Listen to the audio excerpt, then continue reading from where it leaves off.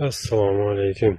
Allah gələ, görala, gələ yaşımızla, yaşırmızla. Söz ispatı bilen deyənliyin sizlərə göstərecək yenələrimiz, güzel gətirən olan köşetlərimiz.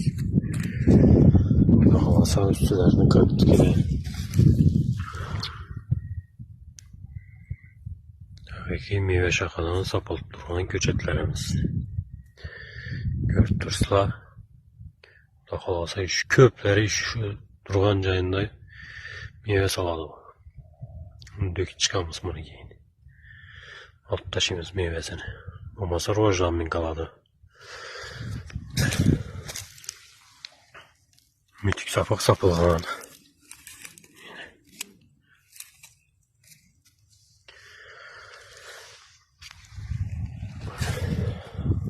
Mütük sapıkla gözetin niye anamlam oldu, telefonu sonra anamlam oldu. Şu an video kullanmadık. Bunlar senin özünün vakti var. Azı gözetkenimiz bilen bu vakti mesela hazır. Sapışını. Dokalasa Ağustos ayında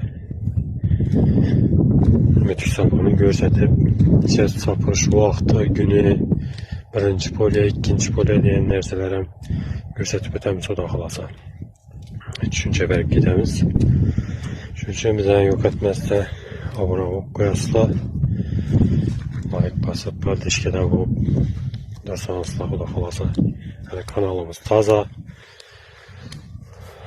O da kalasa hemen sen gösterip paramız.